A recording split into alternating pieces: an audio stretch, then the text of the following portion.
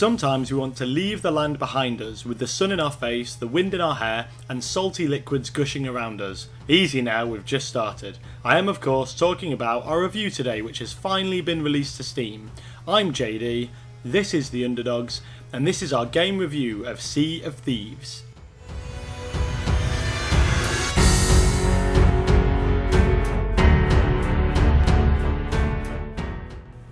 Starting with the world in Sea of Thieves, it has an enjoyable map size. It's big enough to get where you need to go, but not so big it becomes a slog to get there.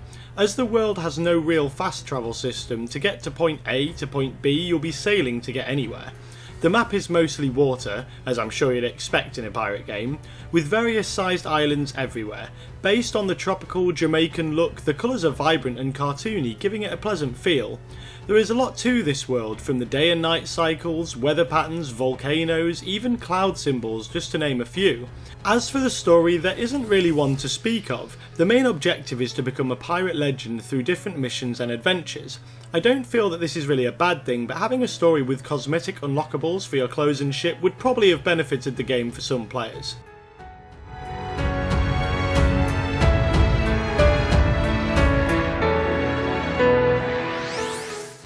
In gameplay, Sea of Thieves does most of it right. The sailing is great with 3 different ships to choose from. You have the sloop, which is a 1 to 2 man, your brigantine, which is a 2 to 3 man, and a galleon, which is a 3 to 4 man.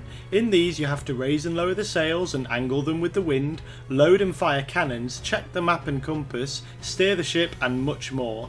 The core loop is to select a mission from different factions that will give you treasure hunting, skeleton killing, or trading, and more. Then do the missions and sell the loot. Of course, other pirates can raid you, and you may get sidetracked with enemy ships or a random mission you find, but in general, all of this is fun. I do find the sword combat a little bit clunky though. It's serviceable, but the shooting is good fun with 3 different guns to choose from: a pistol, a blunderbuss, and a sniper.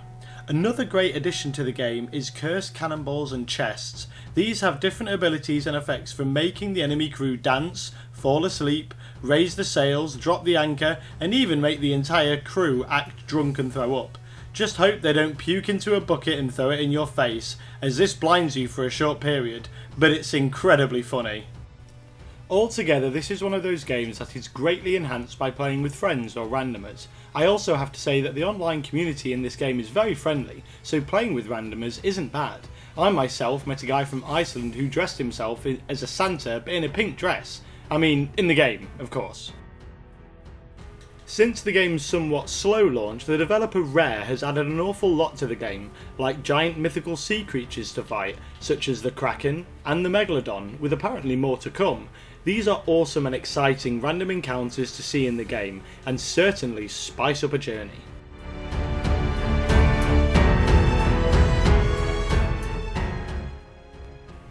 Due to the cartoony style of the game, the graphics are really good. The water is possibly up there as some of the most impressive water I've seen in a game. Yes, I'm talking about water.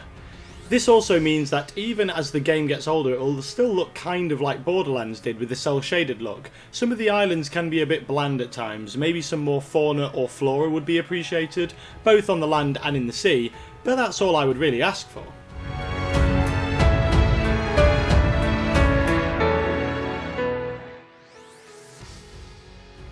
Controls are fairly standard as first persons go: move and look with the sticks, hit or shoot with the right trigger, aim or block with the left trigger.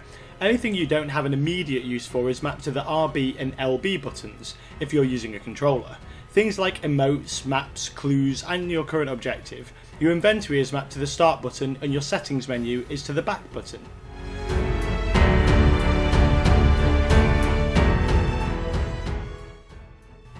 You personally don't level up in this game, but whenever you do a mission for a faction, that faction levels up, giving you more lucrative but harder opportunities in the future.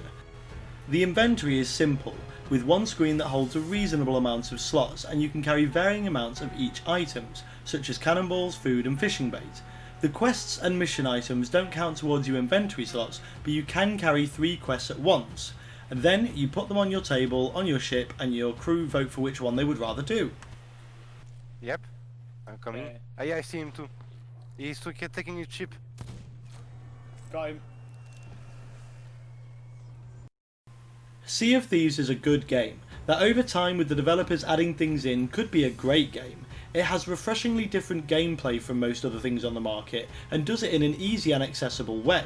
It does have the occasion where it can get somewhat repetitive however, as the lack of different land enemies other than skeletons means that if you want to fight something else, you're out of luck. Also, other players can sometimes be difficult to find in the open sea, but with it just coming out on Steam, I'm hoping this will improve. Ultimately, I would recommend this game if you are thinking about buying it, as it has a lot to offer and shows further promise for future updates, but for now, we give it a 7 out of 10. Thanks for watching guys, hit the subscribe button for more videos as we are a growing channel, and like the video if you enjoyed it as it really helps us out a whole lot.